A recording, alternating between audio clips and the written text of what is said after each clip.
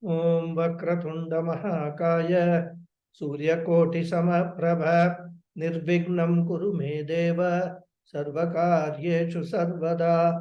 Om Shri Mahaganapataye Namaha. Om Shri Gurubhyo Namaha.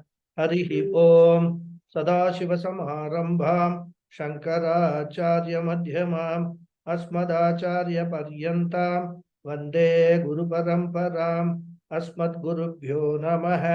श्रुतिस्मृतिपुराणानाम् आलयं करुणालयं नमामि भगवत्पादं शङ्करं लोकशङ्करं शङ्करं शङ्कराचार्यं केशवं बादरायणं सूत्रभाष्यकृतौ वन्दे भगवन्तौ पुनः पुनः ईश्वरो गुरुरात्मेति मूर्तिभेदविभागिने व्योमवद्व्याप्तदेहाय दक्षिणामूर्तये नमः।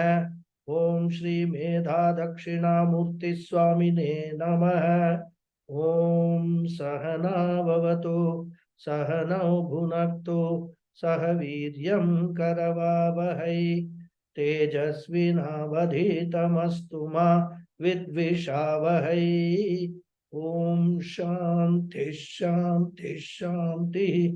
हरि ओम श्री गुरुभ्यो नमः। हरि ओम। Namaste once again everyone. Namaskaram Guruji. Namaskaram. Namaskaram Guruji. Namaskaram. So we are seeing the 31st sloka in our list. Avyakta namni paramesha shaktihi anadhya vidya trigunaatmika para karyanumeya sudhiyaiva maya yaya jagat sarvamidam prasuyate. So after discussing about Stula Shariram and Sukshma Shariram, the Acharya has now entered the topic of Karana Shariram.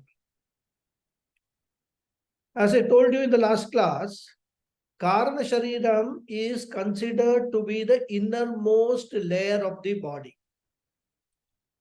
It's the subtlest of the three bodies, and therefore it is not available for knowing through the five sense organs. And one thing I would like to highlight here, whenever we are talking about layers of the body, you must not start visualizing it is something like, an onion has got layers, you remove the upper layer, then there is an inside layer, then there is an inside layer. That is not the idea. When we say innermost means the subtlest part.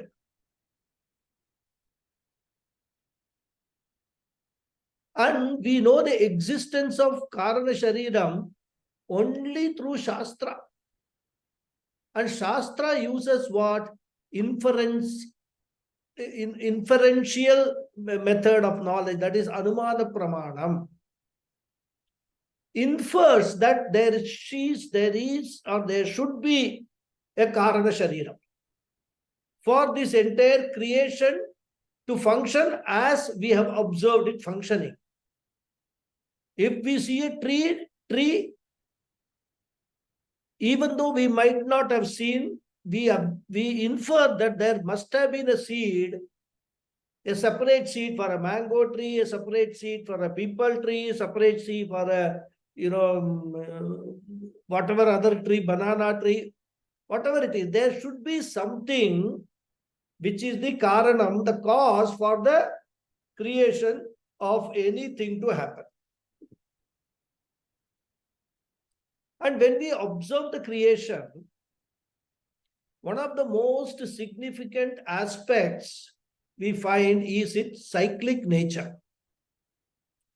Everything in creation goes around in cycles, be it seasons, be it planets, even galaxies rather. From our standpoint of view, we may feel that the sun is fixed. From the standpoint of Earth, the sun is fixed.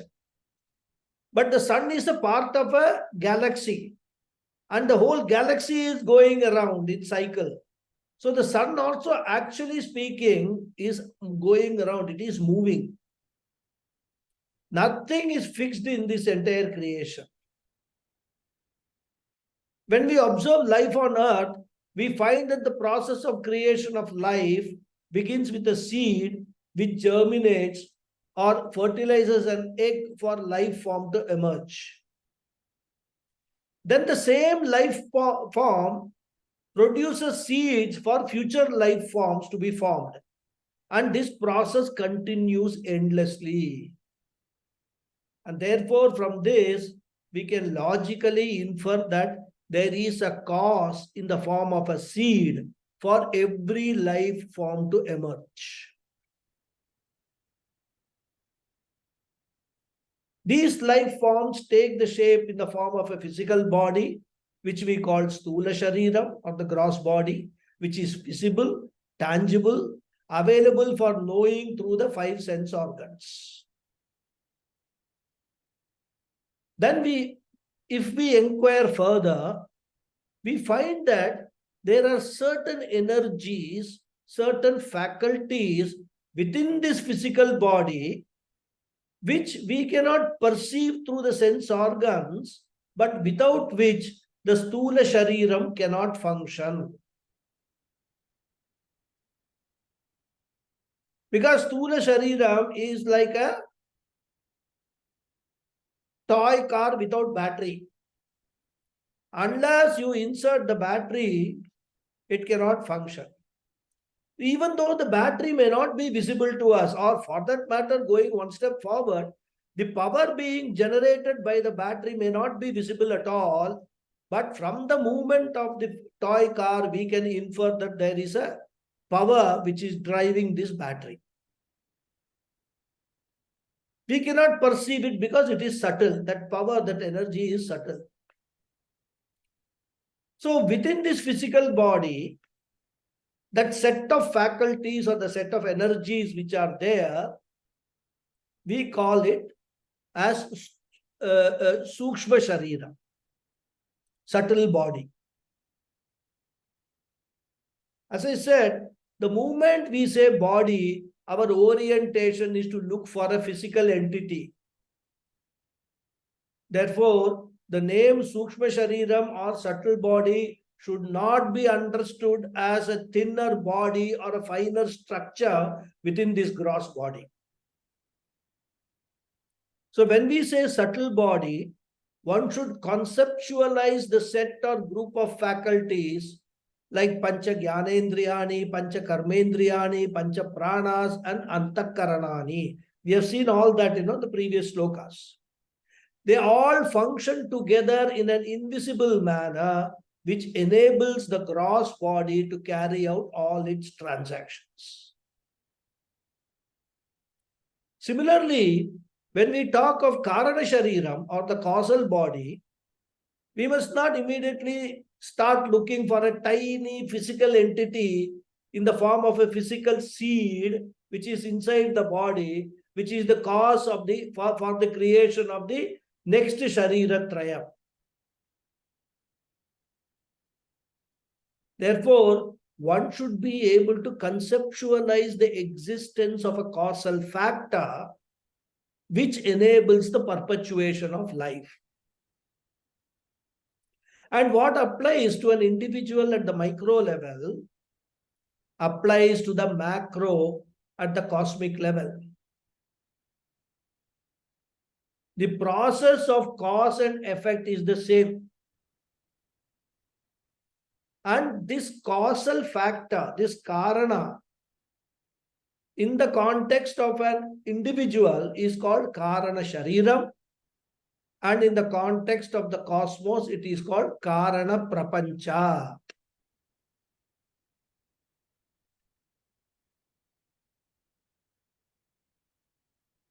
And when we talk of a seed, for example, seed of a tree,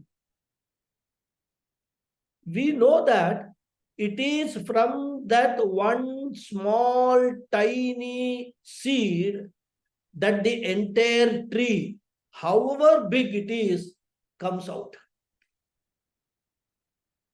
Therefore, the seed contains the entire future structure of the tree till that tree dies. In other words, the seed contains within itself the potential of the tree, its trunk, its branches, its leaves, its flowers, its fruits, but all of them in an undifferentiated form. If we actually dissect a seed, we will not be able to see the different parts of the tree, but they are all there within the seed. And that is why we call it potential form or unmanifest form. And the word for unmanifest in Sanskrit is avyaktam.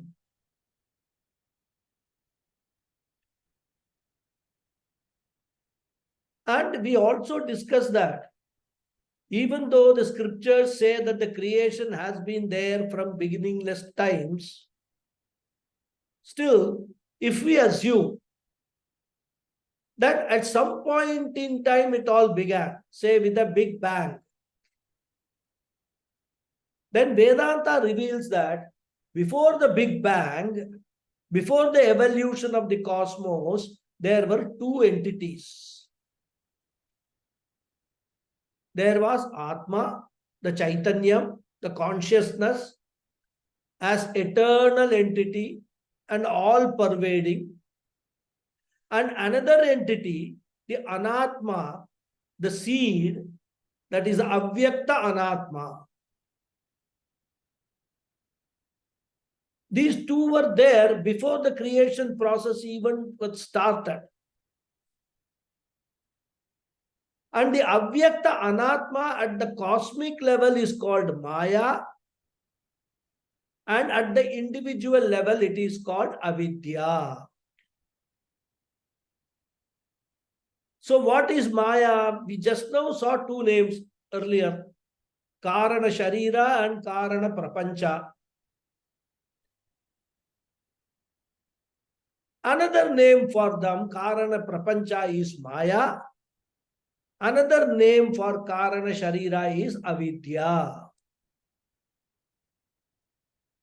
These terminologies and all, which this new Vedantic terminologies with this, which this shloka introduces,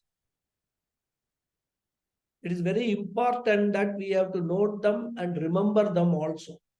Because later on, when we talk of avidya, immediately you must be able to relate what is avidya. Karana Shariram at the micro level, that is Karana Shariram. Karana Shariram itself means micro level only. And when we say Maya, it is at the macro level, the Karana Prapancha.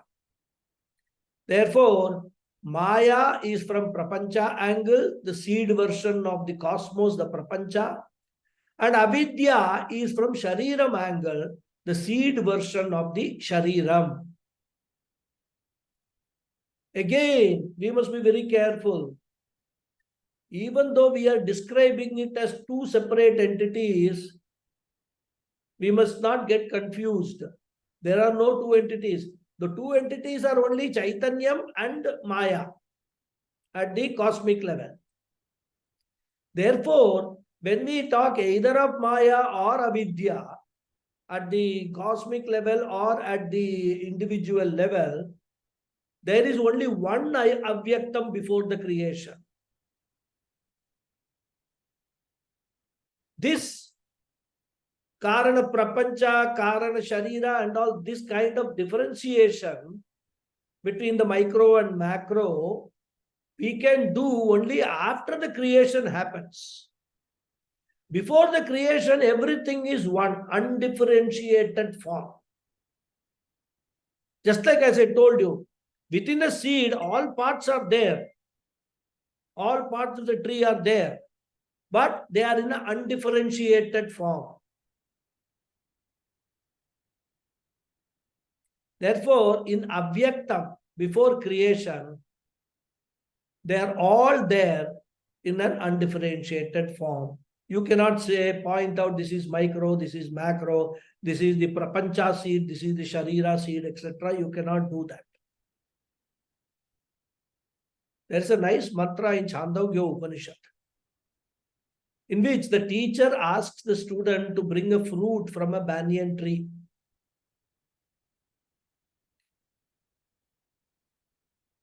And an interesting and a revealing conversation follows.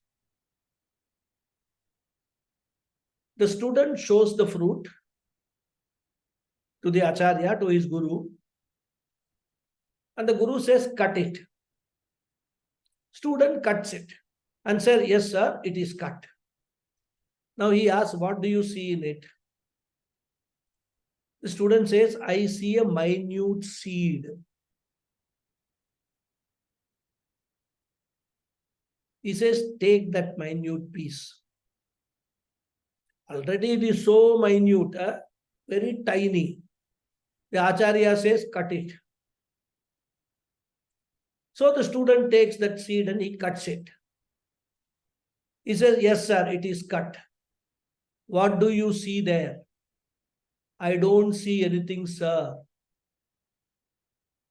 The guru says, oh student, in this invisible seed, where you don't see anything, the entire banyan tree is there in potential form. Huge trunk, primary trunk, secondary trunk, roots, leaves, fruits, everything is there in the tiny seed which we cannot differentiate. That's what the guru says.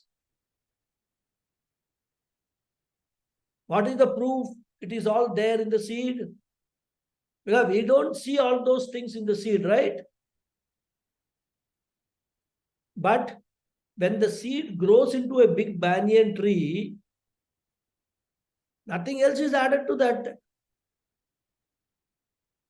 No other material things are added. Of course, soil is there, water is there, and all that. They help the seed to sprout and grow. And then when we see the big, huge tree, trunks, roots, etc., we have to infer that all this has come from this seed.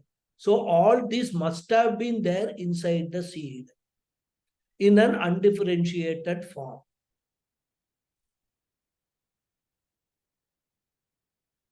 If it is not there,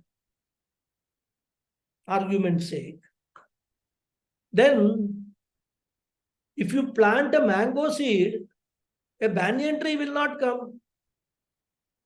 If you plant a mango seed, only mango tree will come. Why? Because that seed, the mango seed, contains the entire mango tree. Therefore, in that invisible seed, everything is there. This is not proved by Pratyaksha Pramanam. It is proved by Anumana or Arthapatti Pramanam. That's why he says Karyanumeya. From Abhyaktam, when we see this entire creation, we can infer that there is something called Avyaktam, which is the seed at the cosmic level. And when it comes to living beings also, there must be a seed. Karana Shariram must be there. There has to be a cause. That is only by inference we can understand. So, to understand the Karana Shariram, we have got two means of knowledge, or Karana Prapancha. Shastra talks about Avyaktam. So both Anumana Pramanam, that is inference, and Shastra Pramanam, Shastra is talking about it. Both these means of knowledge help us to understand the Avyaktam before the Big Bang, which has got both Maya and Avidya. Maya is responsible for the Sukshma and Stula Prapancha. Avidya is responsible for the Sukshma and Stula Shariram. Now the next question is, how can I experience or understand the Karana Shariram? Because we want, whatever we are told, somehow or the other we want to experience, isn't it? Scientific orientation. There should be a practical after theory. So even though we say it is available before the Big Bang in an undifferentiated form, the Shastra gives a beautiful model or example for us to understand or comprehend the Karana Sharira.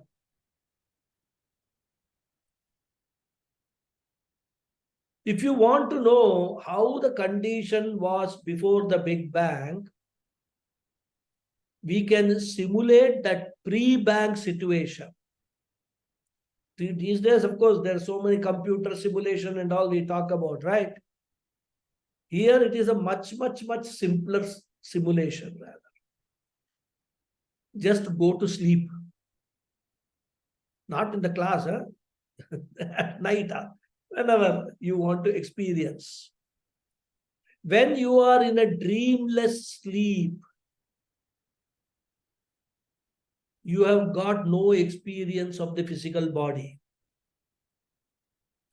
Physical body is existing, it is there. But you don't experience the physical body. No experience of the Stula Shariram, no experience of the, and that is because mind is resolved. We don't experience the physical body. Even the sense organs, they are not functioning at that time. What do you experience then? You can say total blankness, right? Like the scientists say, a condition of no information before the Big Bang. So for us, when we go to sleep, deep sleep, with not in a dream state, a deep sleep state, there is total blankness. In fact, Dakshinamurti Stotram beautifully says, Sanmatra Karanopa Samharanataha Yo Bhut Sushuptah Puman Pragaswap Samiti Prabodha Samaye Ya Pratyabhignayate.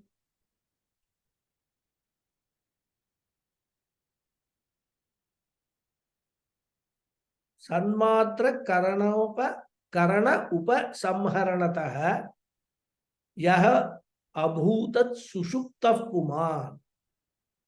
When you are experiencing that blankness, Shastram says that blankness in deep sleep is not nothingness. That blankness itself is an object of experience. But who is experiencing it? The experiencer is the consciousness which reveals the blankness.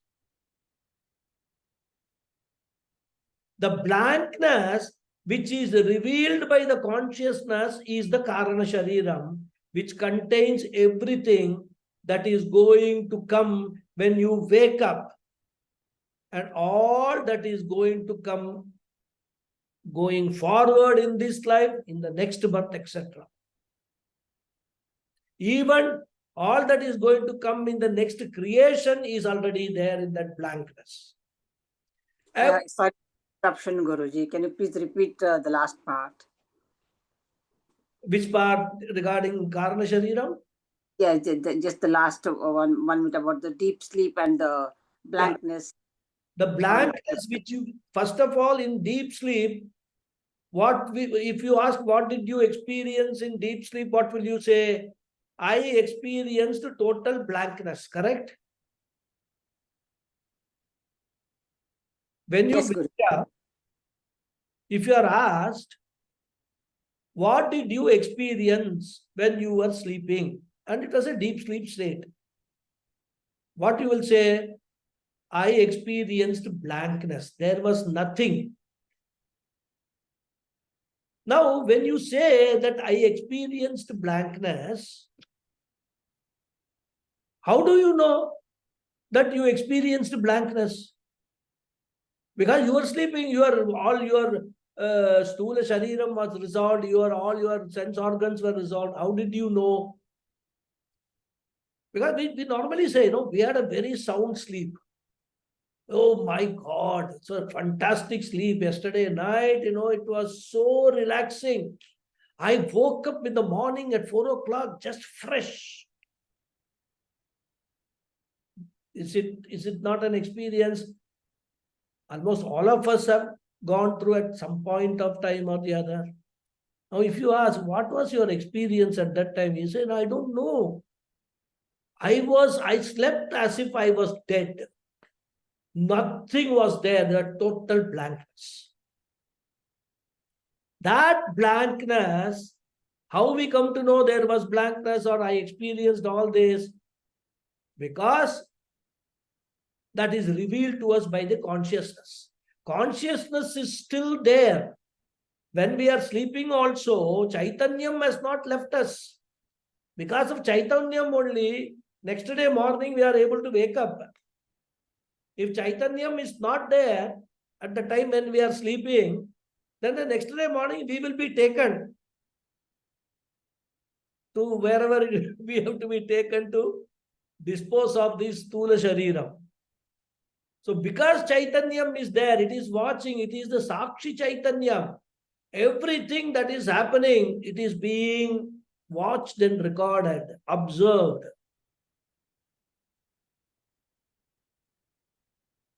And what does that blankness represent?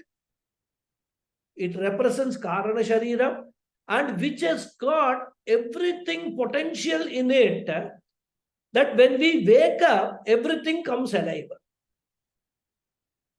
If that Karana Shariram was not there, just imagine a situation. If that blankness did not have everything that was potential means everything that has been experienced in the past and everything recorded, all your punya papas, all your vasanas, samskaras, everything, if it is not there, you will wake up the next day like a new individual, no past. You won't remember anything.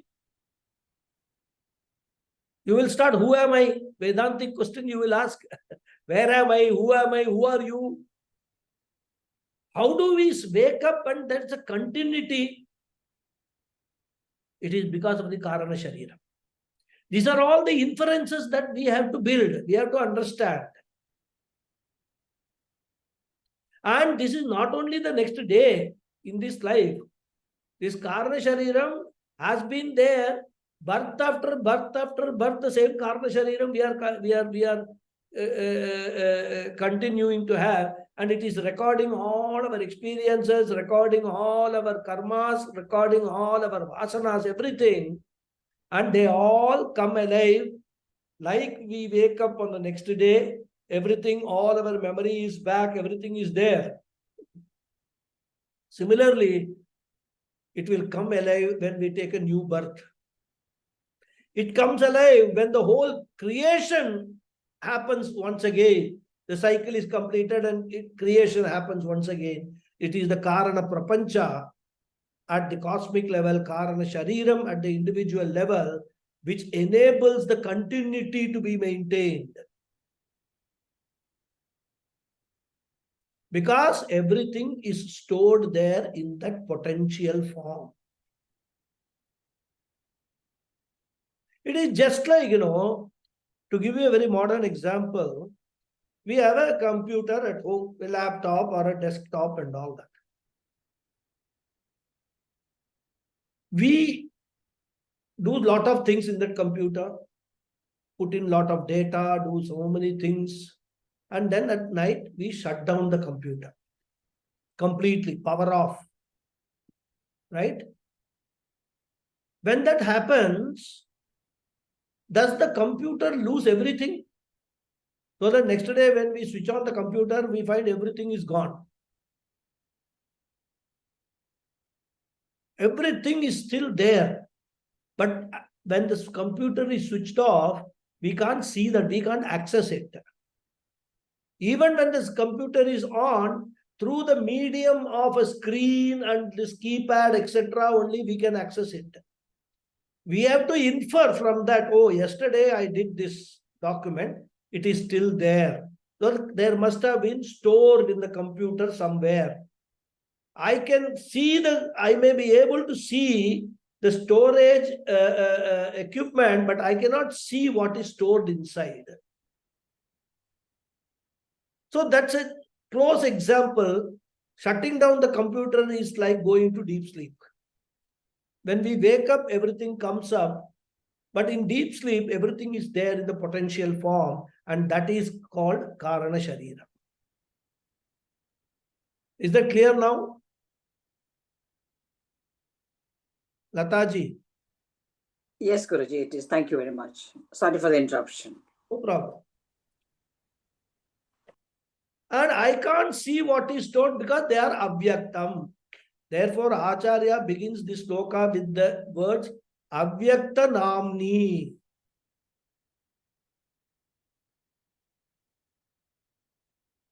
Now let us come back to the sloka. From this verse alone, the Karana Shariram is being defined, as I told you. There are 3 solid verses. All 3 verses deal with Karana Shariram, and they are very, very involved verses. I will try my best to explain what I have learned from my acharyas, and all of you also try your best to follow. Because in Vedanta, this Karana Shariram, Karana Prapancha, is the most challenging aspect to understand. Of course, at one level, if you understand the entire process of creation,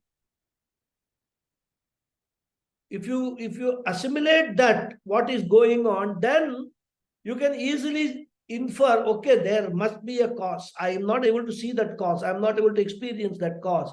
But without the cause, nothing will happen. Then it becomes little more easy for us to understand and assimilate that knowledge. So for explaining the Karana Shariram, Shankaracharya is taking us to a condition before the origin of this cosmos itself. You can call it a temporary cosmology study. Before the universe evolved, including time and space evolved, there was a condition.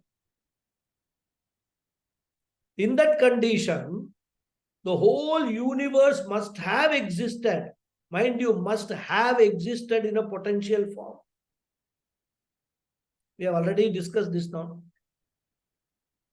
Therefore, before origination, the universe did exist. Because if there was nothing before this creation, there would have been no creation. From nothingness, nothing would have come. World could not have evolved from nothingness. As we saw in the last class, there are people who say there was nothing. They are called Asatkaryavada, Nayayikas and all. They say there was nothing existed. That Vadam we are Satkaryavadas. We believe in existence before even the whole universe came.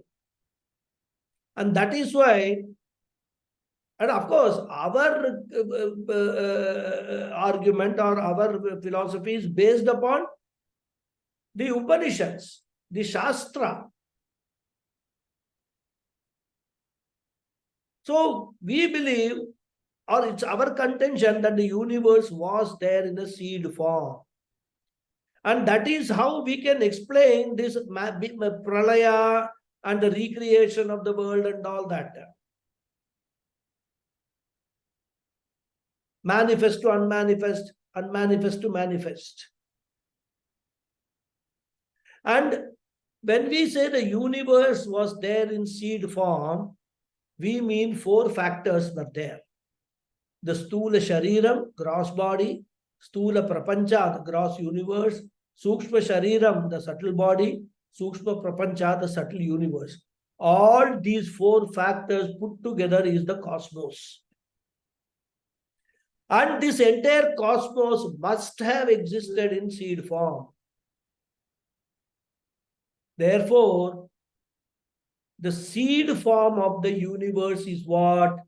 Karana Shariram plus Karana Prapancha.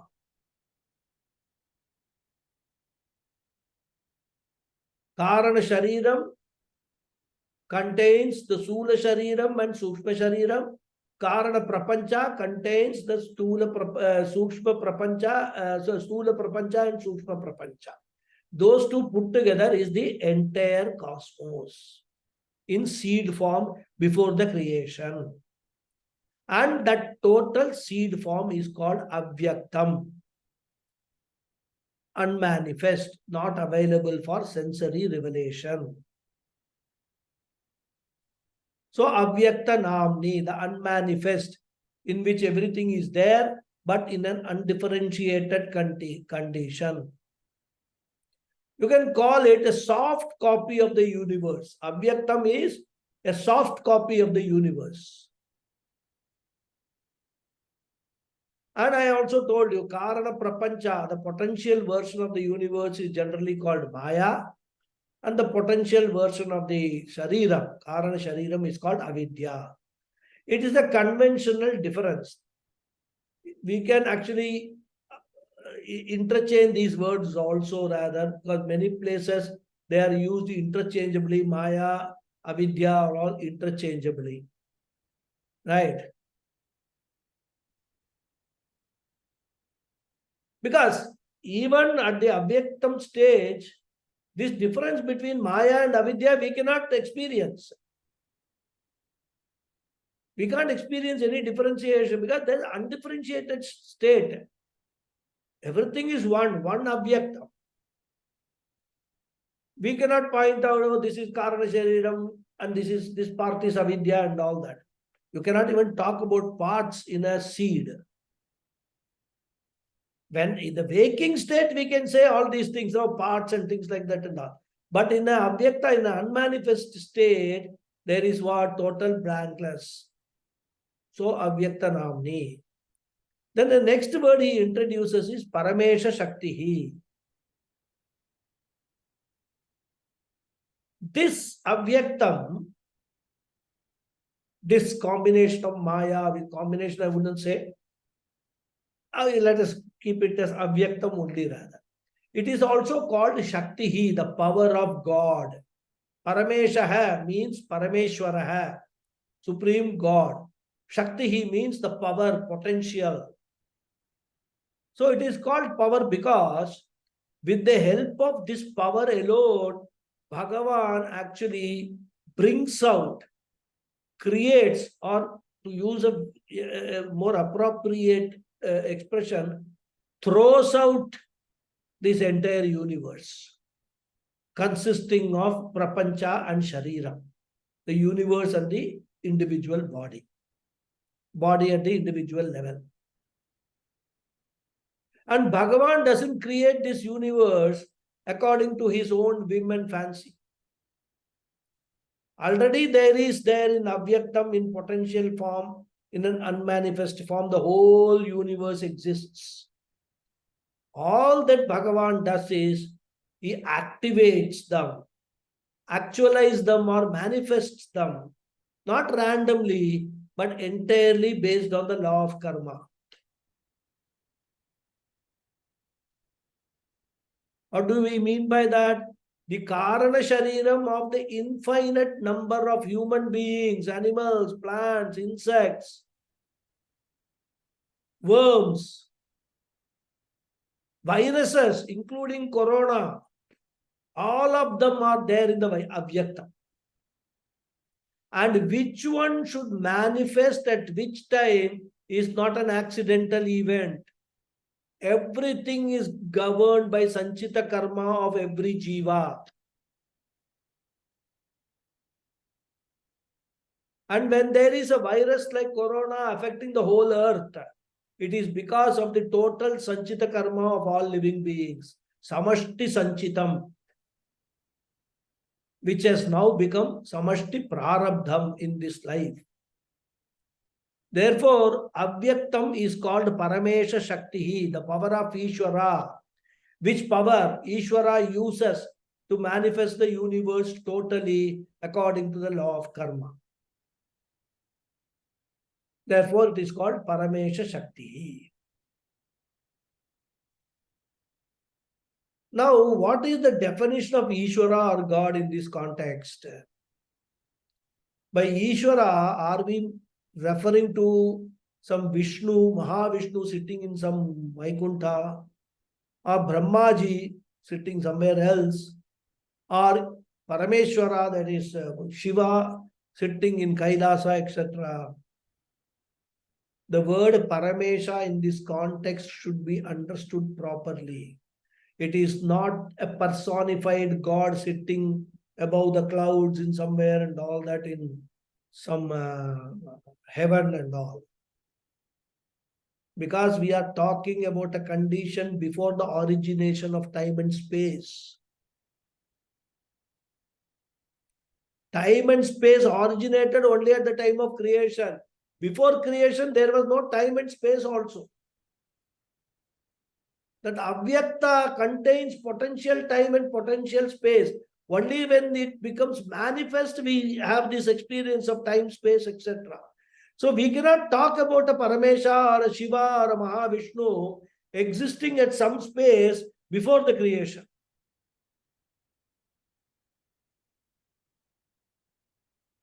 These are very, very subtle concepts of Vedanta. We have to apply our mind to understand.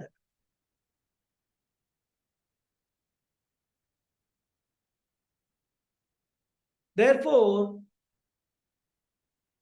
we have to forget these kind of versions of God, Rama, Krishna, Vishnu, Shiva, Brahma, and Brahmaji and all. They are all there for beginners. We will tell them Saguna Ishvara, Nirguna Ishvara, and things like that and all. Now we have come to Vedanta. Ekarupa Ishvara, we have to forget. Aneka Rupa Ishvara, we have to forget. Because in Avyakta, there are no forms, no colors. Krishna, Rama, and all, none of them are there in Avyakta. Therefore, Paramesha means the formless, eternal, all-pervading consciousness, about which consciousness we have talked enough before. You all remember, we discussed 5 important features of the consciousness. I will not repeat them. That 5-featured, eternal, all-pervading consciousness is called Bhagavan. We should remember that. In our culture, the ultimate God is consciousness, Chaitanyam. All other versions of God are all temporary. They are useful as stepping stones for the devotee to reach the understanding of the formless God, which is consciousness. So, who is God? Consciousness. What is Avyaktam? The potential form of matter and energy, which is looked upon as the power of Bhagavan. Therefore, consciousness uses the potential matter and energy to make this creation, or to say use the same expression, throughout the creation. Consciousness is Paramesha, God. Potential matter and energy is Maya and Avidya, Avyaktam. So Paramesha Shakti.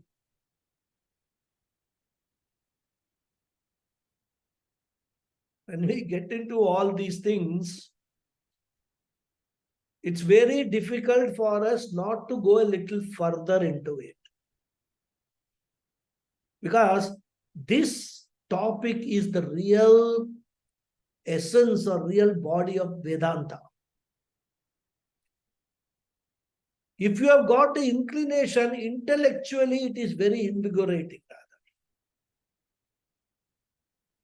New revelation, things about which we have not even thought of, they are all revealed to us by Vedanta. I hope you are all prepared for that.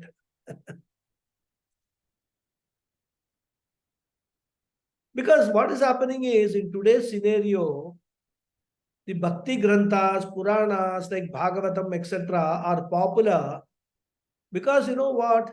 One need not think too much when one listens to them. When Krishna Leelas are talked about, he stole butter, he did that, he killed Kamsan, etc., etc. People can just listen. Nice story, entertaining story. In between, they can take a nap also. Wake up, again continue listening. Sometime become emotional, shed some tears, appreciate Krishna's Leelas. All are okay. There's no problem with that. These are all the stages probably one has to go through. They're all part of bhakti, devotion towards Krishna, or whatever we are whatever Purana or this thing we are studying or listening. Vedanta bhakti is what? Inquiry. There is no room for emotional bhakti in Vedanta. Intellectual bhakti comes, which is inquiring into the real God. What is the reality of this entire world, this entire universe of which I am a part? What is the reality of this? That intellectual inquiry is bhakti in Vedanta. Therefore, all of you be prepared for an intellectual journey, for a different kind of discussion. Of course, we will have the satsang. You have got questions, we can certainly discuss in the satsang also. So, Shakti means infinite power. Generally, it is translated as omnipotence. We talk about so many powers, right? Cosmic powers we all talk about. But in Vedanta, there are two powers which are highlighted. And they are called Vikshepa Shakti and Avarana Shakti. Both belong to Avyaktam. And Avyaktam sometimes is also referred to as Prakriti.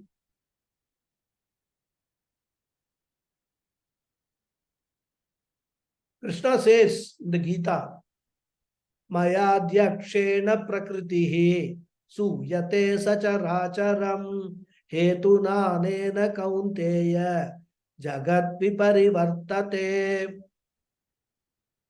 So Krishna uses the word Prakritihi, Mayadhyakshena Prakritihi, the Prakriti which is under my control, the power which I enjoy. Power which is there in me. So he uses the word Prakriti there, which is nothing but Abhyaktam or Maya. You can use any word rather. All are synonyms. So Vikshepa Shakti means, Vikshepa means to throw. So Vikshepa Shakti means the power to throw out the cosmos. Throw out means manifest the cosmos out of an unmanifest Avyaktam or Prakriti. That manifesting or throwing out power is called Vikshepa Shakti, which is there in the Avyaktam. And the second Shakti, the second power we talk about in Vedanta is Avarana Shakti. Avarana Shakti means the concealing power. Avarana means to cover, right? Covering power, which is the cause of ignorance. So human ignorance is already there in Avyaktam. It is not that we acquire ignorance when we become a major, right? When we are 18 or 21, etc. Self-ignorance is already there in Avyaktam, and that is called Avarana Shakti. These two Shaktis, Vikshepa Shakti and Avarana Shakti, affect our life. Therefore, we must have a good understanding of them. The job of Vikshepa Shakti is to throw the universe out, which means not only the universe, our body, mind, etc. are also thrown out of Avyaktam, manifested out of Avyaktam. And that is how we get this body, mind, sense complex. All because of Vikshepa Shakti of Avyaktam.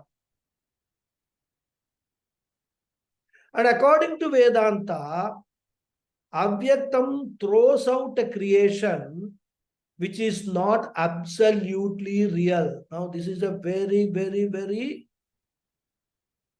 diabolic statement. I will repeat. According to Vedanta, Avyaktam throws out a creation which is not absolutely real. It only projects an unreal creation, which we have already referred to as Mithya earlier. If you remember that. Mithya Prapancha. So Mithya Prapancha, the Avyaktam projects governed by the law of karma. So after the world is projected, the mind and body are also projected. All living beings come. Body is there, mind is there, sense organs are there. World experiences become possible. So when we enter the world and start experiencing the world, the Avarana Shakti of Avyaktam becomes operational. What does the Avarana Shakti do? It conceals the very important factor, the fact regarding the nature of the universe and the fact regarding the nature of the Atma itself. We have seen this entire universe is a combination of Atma and Anatma. And it is because of this Avarana Shakti, this concealing factor, concealing power, that the difference between Atma and Anatma is completely ignored by us. And because of that, the fact that this universe is unreal is also concealed. So the unreality of the universe is concealed by Avarana Shakti. Therefore, Vikshepa Shakti projects an unreal world, and Avarana Shakti conceals the unreality of the unreal universe, and therefore we don't know that this universe is unreal, and we take this universe as real.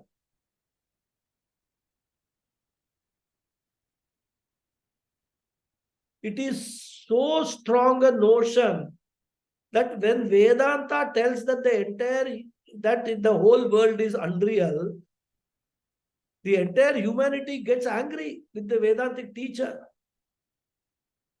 Not only laymen, even many philosophical systems, Sankhya Yoga, Nyaya, Vaisheshika, all are against this Vedantic teaching, because according to them, the world is so real. You just casually say, as unreal world is projected. We don't accept it. And they say, let Vedanta say it, but we don't accept. That is the glory of Avarana Shakti. Very difficult to remove the Avarana Shakti.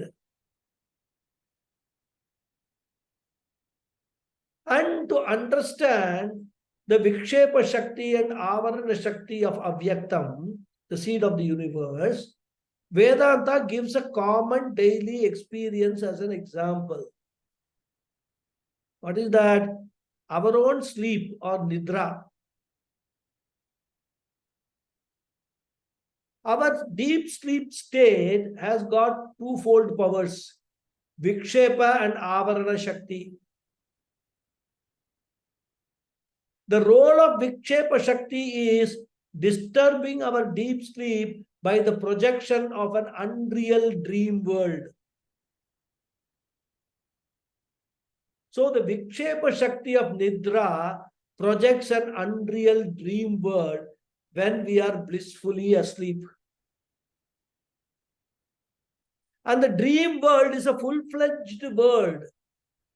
Panchabhutas are there, continents are there, sun is there, stars there, rivers, mountains, buildings, varieties of living beings.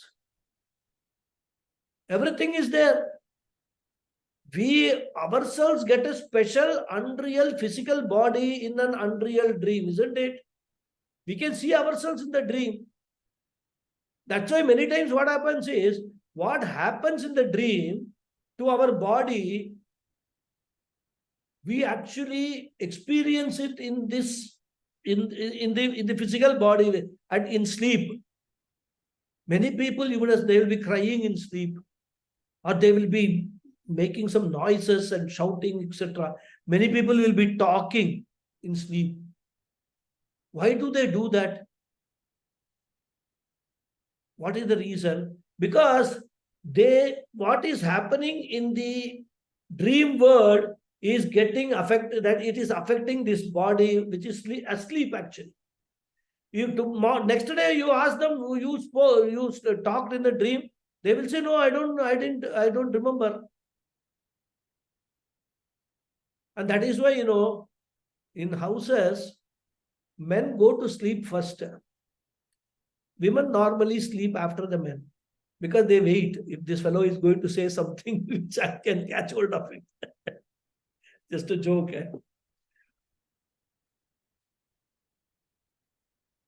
Because the original physical body is lying in the bed.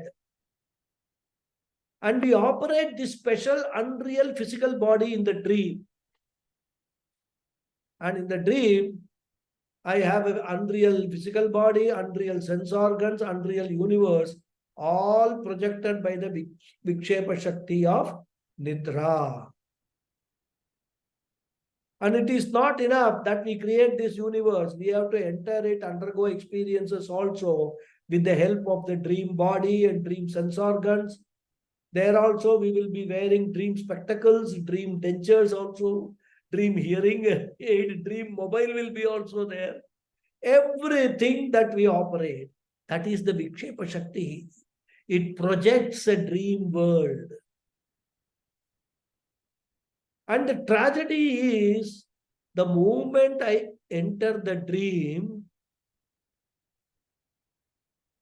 the moment I start, the projection starts, the Avarana Shakti takes over. And what is the job of the Avarana Shakti? To cast a spell. I become spellbound. What does it do? The fact that the dream is only a dream and therefore unreal is covered up.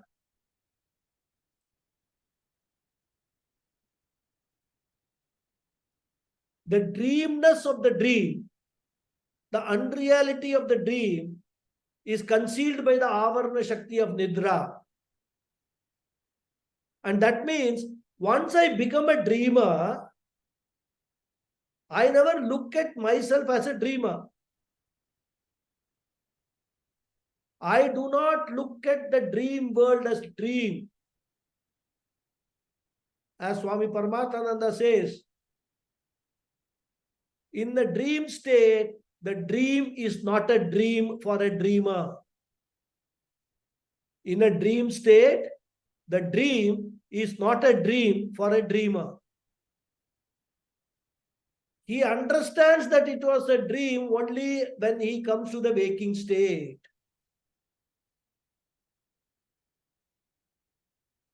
As far as the dream is concerned, he is seeing a real world.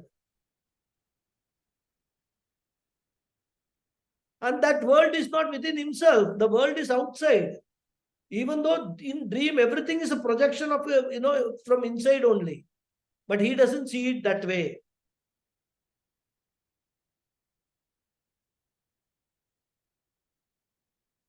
And suppose that person, the dreamer, dies in the dream, not physically, dies in the dream, that dream world will survive after his death also.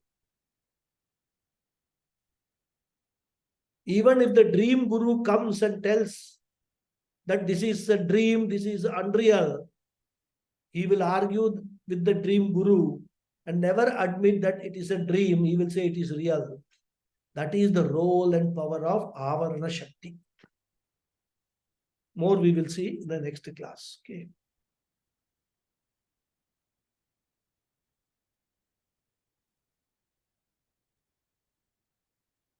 Om Purnamada Purnamidam Purnat Purnamudachyate Purnasya Purnamadhaya Purnamevavasishyate.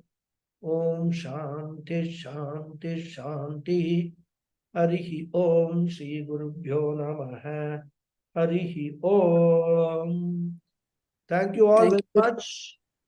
Thank you, Guruji. Thank you very much. Father. Thank you, Thank Guruji. you. Thank you, Hari Om Guruji. धन्यवाद गुरुजी Thank धन्यवाद you. Guruji Hari Om Hari Om Thank you, Guruji. Hari Om. Hari Om. नमस्कारम Namaskaram. Namaskaram. Yes, Sitaramji. Hari Om. Namaste. So the system is the Vikshepa Shakti pushes you into a dream state permanently. Who? Vikshepa Shakti. Come again. I'm not able to hear. Your voice is breaking.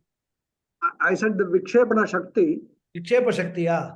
Vikshepa Shakti pushes the individual into a perpetual dream state unless you come out voluntarily. Yes. I mean, you can put it this way, that at the time of sleeping, I mean, basically speaking, even though we say we are waking state, as far as the reality of the universe is concerned, we are still sleeping only. Yes. You are right. That is how it is. The waking state is what? So if we can differentiate, one is a dream state, another is waking state, super waking state, which is when you realize, you understand the real nature of yourself. And when you reach that stage, you will understand that this was also a unreal projection. This entire world, which we are taking it as real, was an unreal projection of the Maya. Okay. But since when in dream, we don't even consider the dream to be unreal, correct? Yes. Similarly, now also, when we are experiencing this world, it is very difficult for us to consider this world as unreal. Unless the state changes. So, what is the change that can happen from our waking state? Super waking state. Super waking means you get the knowledge of the reality of yourself, reality of this cosmos, everything. That knowledge when you get, then you will understand that this is all just like the dream was real in dream, but unreal when I woke up. This world which I'm experiencing, it appears to be real when I'm experiencing it. But when I get the self-knowledge, I will understand that this world is as unreal as the dream. That is how the whole thing you have to understand. So essentially it means we are in a perpetual state of dream, and for us to come out of it, we have to acquire self-knowledge. Yes. That is what it is. Put it very simply, you have put it very nicely. And what is self-knowledge? Self-knowledge is not an individual self. The reality of this entire creation is what is self-knowledge, which includes us also.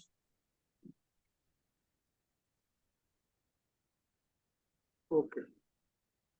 Well, anyway, it's the we Yeah, are it we will had, be we difficult. had, That's why I gave we a had disclaimer right in the beginning. It will be difficult to digest rather. I know we are virtually in the daycare stage. We have to not even enter the nursery stage. That So is, that's true. That's true. But because this sloka, Adi Shankara has packed this sloka with so many things that if you have to understand this sloka completely in its full essence, you have to understand all these concepts. That is why we have to go through this process. And it is the understanding is not going to come in one round or two rounds. The more we think about it, the more we contemplate on it, the more we are exposed to the Shastra, these things will all start settling down. Yes. And when you realize that the whole thing is unreal, then what happens, there is a total change in your attitude. I have been fighting. I have been worrying about for all these things which are nothing but they don't exist. It is just like, when we go to a magic show, we go with our children. Now, the magician puts one woman on a table, takes one big saw and cuts that body into two, right? The children will cry. They will shudder. Oh my God, he is killing, he is cutting that body. But as we adults, will we actually have the same kind of thing? Oh my God, he is cutting a body and all that.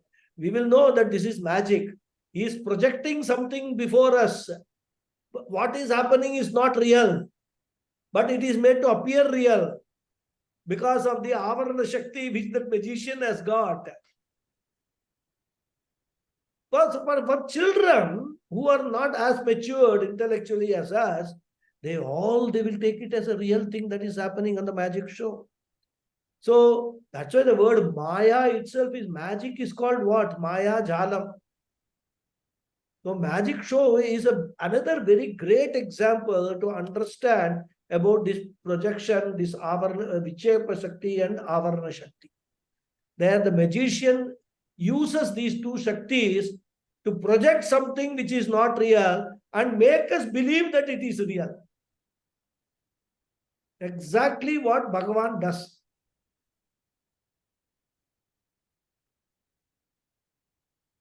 Right? Okay, thank you. Yes, next is Sulekha ji.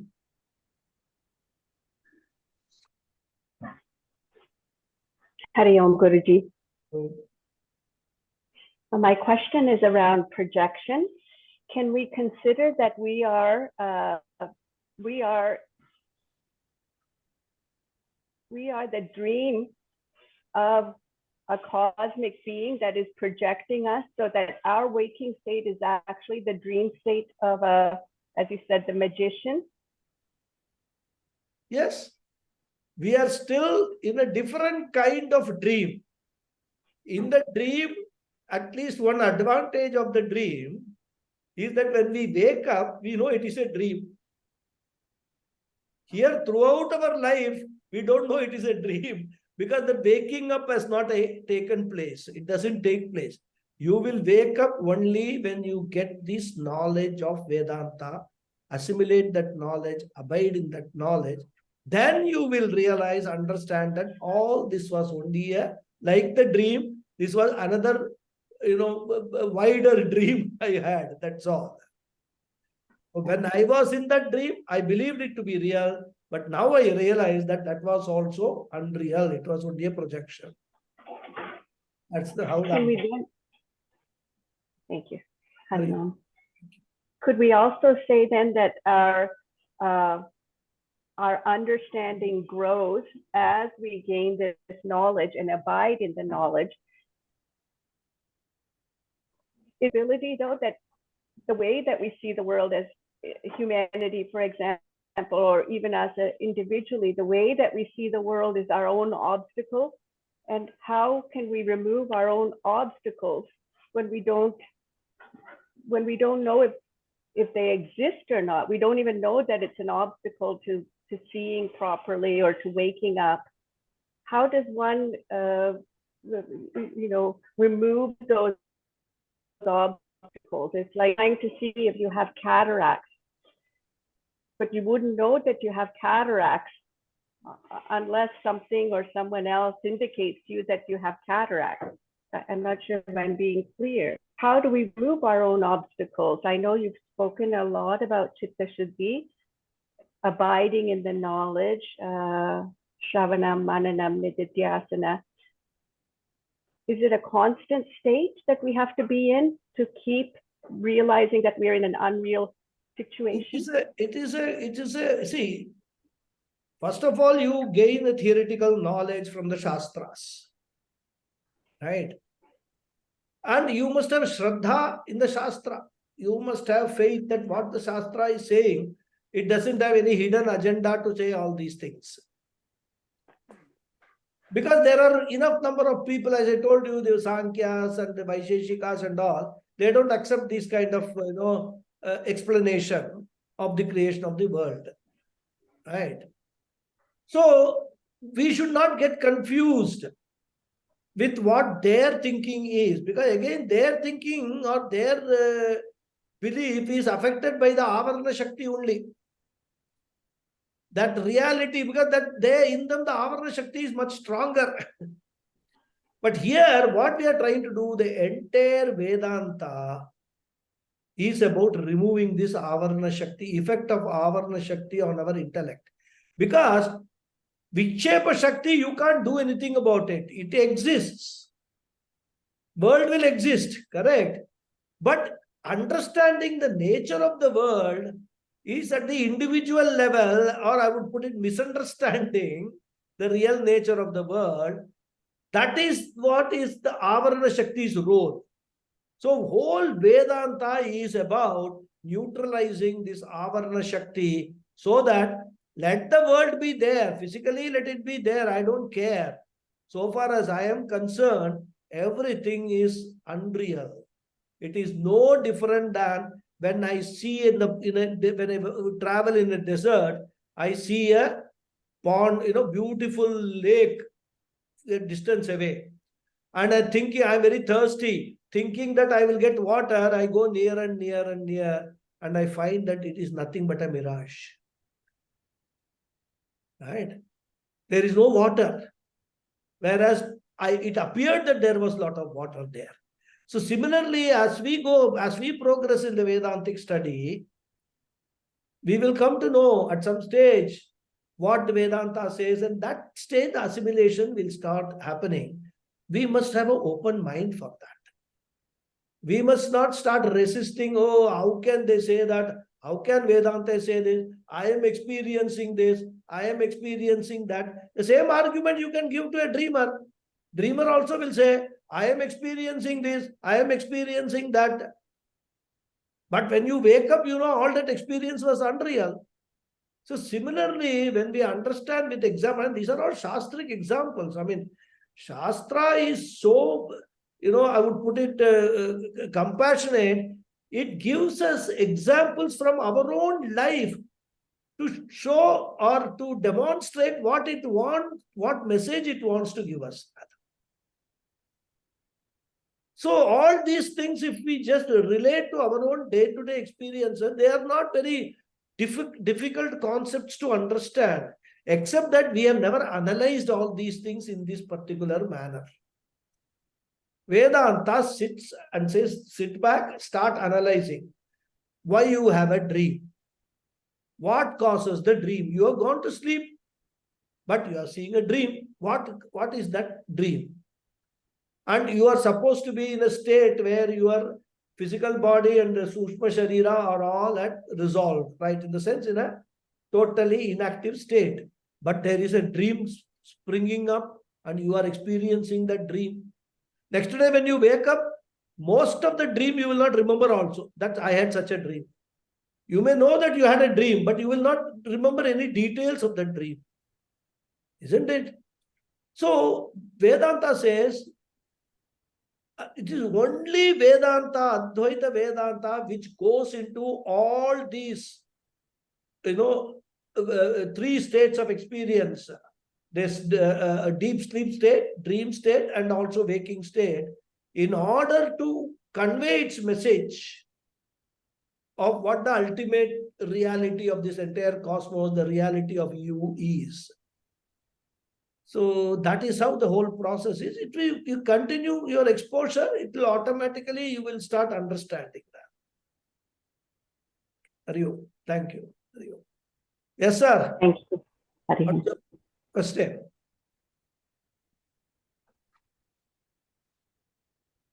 Hari Om, Guruji.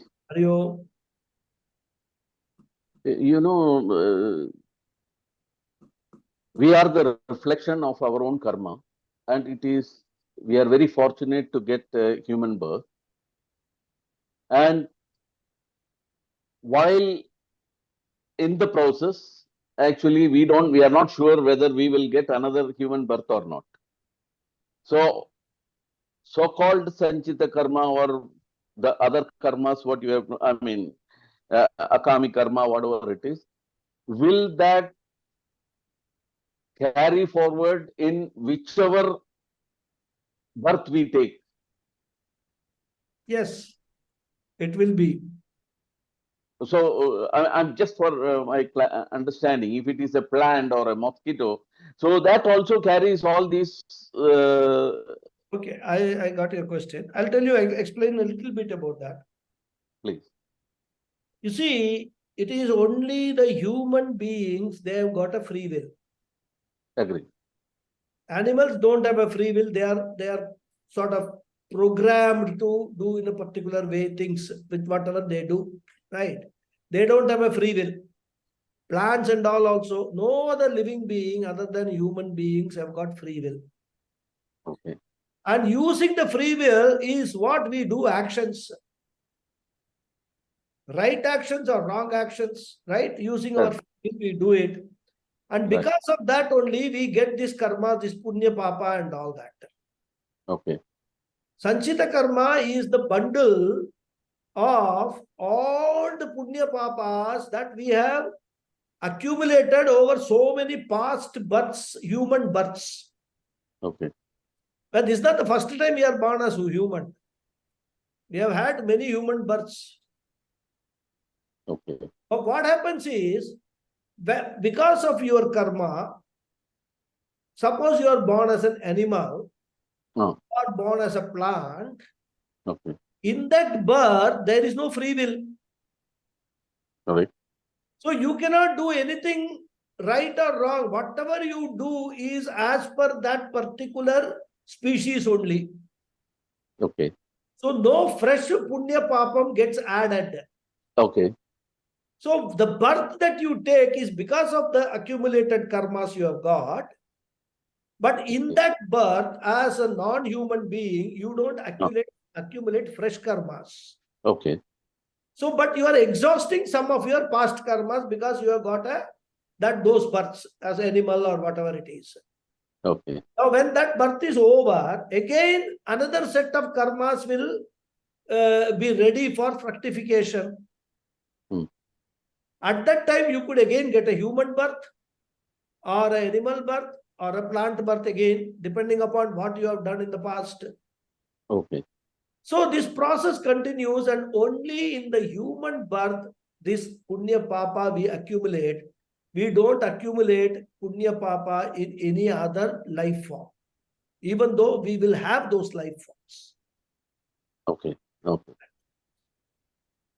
And one more question, you know, the consciousness or Atma Jnanam or Atma Vidya or Brahma Vidya, all these are same, right? Brahma Vidya, Atma Vidya. All are same. All are same. Now, how this Brahma Vidya came, all we know is Brahmaji, who is the creator and who is the protector. And how the Brahma Vidya came. Okay, Atma, now we all can understand. And there is something, Chaitanya or very subtle form, which is actually driving our, at least the human beings. But how the Brahma name came in? Is it because of the Brahmaji involved in it or something like that? Brahmaji is different. Okay. The word Brahman is different. is different. Correct. Brahman is defined in the Shastra as Satchit Ananda. Okay. So, this Brahma Vidya is the knowledge about that Brahman, not Brahmaji. That's why Brahma we put a G to differentiate. Okay. Brahmaji is Pullinga, Brahman is Napumsakalinga. Okay. Okay. So, it is a knowledge of Brahman, it is Brahma Vidya. And Brahman, as I told you, Maya at the, we call this Karana, this thing, the causal, Sharira. at the cosmic level as Maya, at the individual level as Avidya. I told you, correct? Yes. Yes. Similarly, at the cosmic level, it is called Brahman. At the individual level, it is called Atma. Both are one and Okay. the same. Okay. So the Brahma Vidya, Atma Vidya, and all are one and the same only, same meaning only. Okay. It is Very the good. Thank knowledge of that Sachidananda Brahman. That is the realization, that understanding, Yeah. Satchit Ananda, that is a journey. That Yeah. is the journey. Okay. That is the journey. Yeah. Thank you. Okay. Thank you. Thank you. Thank you. Thank you. Anybody else? Any other question? Namaste, Guruji, I have Guruji. not able to raise my hand. Please go. Okay, So, 2-3 people. One three, by one. three small clarifications, Guruji. This mithya and it can be taken as temporary. You can call it dependent, Dependent. Okay. because the existence of the world is dependent on the consciousness. So it Okay. does no independent existence. It appears to be real because it borrows the consciousness, the reality from the consciousness. Okay. At the, we have discussed that also at the Atma level, isn't it? So borrowing of this consciousness. The whole world also, the same process happens at the cosmic level also. So Mithya is actually what is not existing but appears to be existing because of its dependence on what is real. So I will put it, probably rephrase it. Mithya means that which is not real but appears to be real because it is borrowing the reality from a real entity. That is Mithya. Borrowed reality. Sorry? Borrowed reality. Okay, thank you, Guruji. Another one is just as you're answering Girishji's question. So earlier I was under the understanding that you can neither accumulate Papa Punya in any other life apart from the human birth. You cannot accumulate either Papa Punya nor can you do any Karma Nasha. But then right now I understood that some of the karmas get in that life, whatever the karmas get depleted, they do get depleted. You get that life because of the karma only, because that set of karmas have matured and gives you that life. Right. So that karma gets depleted, it will remove from your karma account. It Okay, already just that- fructified. Right, that birth itself takes away some of the Itself will karmas. take care of that karma, it is gone. All right, Guruji. Yeah. And just the another third one, small one I had was that earlier you were saying Vedanta. In Vedanta, there's intellectual inquiry and there's not much place for bhakti or emotion. Sorry, not much place for bhakti or emotion. Emotional But bhakti, not bhakti or emotion. emotion and bhakti, Emotional there's no bhakti. emotional Vedanta bhakti. is intellectual bhakti. Bhakti Vedanta is there, common. Okay. Emotional bhakti, there's no. In Okay, emotional bhakti, you will sing songs and do dance around and do all that. In intellectual bhakti, you will go to a guru, you will go to Shastra and study them and understand that Shraddha and Bhakti has to be there, whether it is emotional bhakti or intellectual bhakti. Vedanta is intellectual bhakti. Bhakti is there. There's no question of not having bhakti. Yeah. Okay. Okay. Thank you very much, Guruji. That was nice. Thank you. Thank you. Any other question? Namaste, Guruji. This is Satya. Namaste, Satya, tell me. Guruji, you had actually told that in animals or in any other non-human creatures, we don't actually get any karma. We'll be spending our existing karma. Now, my question is that, Guruji, so in order to actually take a non-human birth, it should have done at least some papa to actually get there, right? Yes. Because if you have absolute punya, Yeah. or if you start with zero punya, it means that we will be starting with human birth. So, do we actually start from, I mean, we know that this is anadi, but still, just for the logical purpose, I'm just asking, Guruji. So, by how Shastra say it out, do we actually start as a human, then we do some papa, then. Exactly. According to our Shastras, Okay. Brahmaji first created human beings. Okay. And there were two sets of human beings, like in yesterday's Gita class, I spoke about that. And these two sets of human beings, because Krishna tells in the Gita, I actually taught the sun god, the same Shastra, which I am teaching you, Arjuna. Arjuna will ask, how you were born just now, maybe 70, 80, how did you teach the sun god like that? So Krishna gives the avatara rahasya. Right. So in that context, the two sets of human beings were created. One is that Sanat Kumara, Sanatana, and all that, the four rishis. Another is the sun. Sun is a Kshatriya, rishi.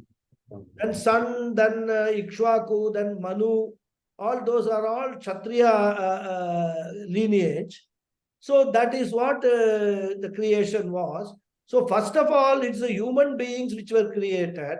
And then because of the Punya Papa, whatever they did, then the further creation took place. That is our belief, because you are obviously, if somebody is born as a as an animal, that entity will never get any punya papa, isn't it? Exactly, Guruji. It will be an infinite loop of. Born as an animal itself is a punya papa, because of punya papa only is born. Right, Guruji. Because that's why, suppose you have got a birth. Suppose someone has got a karma that birth as a dog. Correct? So at the time it is born as a dog. But what type of life that dog will enjoy will again depend upon the karma. It could be a dog in a film star's house, having own air-conditioned bedroom and things like that, and all, with 3-4 people trying to look after the dog, good food, traveling in Mercedes Benz and all that. Or it could be a dog scavenging in the streets looking for food. So that is again all karma driven. Even dog itself is supposed to be a lower thing. In that also there could be a differentiation. All karma driven. Yeah. Clear? The reason I had this question is because in Shiva Puranam, they say Pullagi, Pudagi, Puruvagi, Marumagi, Palvirgamagi, Parave, Pambagi. So because of that sentence, I was wondering, so how, they had like evolution kind of a thing, but then No. How did they? See, that is only Shiva Puranam is just narrating the different forms. Right. To understand that, we have to say that everything is Bhagavan only. It is not an evolutionary process like Darwinian theory that from this happened, some monkey came and human came. That's why I said, it is cyclical. Darwinian theory is linear rather. Linear, right, Guruji. Isn't it? But nature is not linear, it is cyclical. Right, Guruji. Anything, the cycle may be huge cycle, maybe a millions of years cycle, but cycle is still there. That's a system. Right, Guruji. So when Shiva Puranam says Pullagi, Maramagi and all that, it means not the evolution, but you see Bhagavan in every form. And more like that, we would have been in any form at any point. Exactly. We would have been a Pulla also. We would have been a Maram also. We would have been. Well, how many crores of births that we would have taken? Just imagine.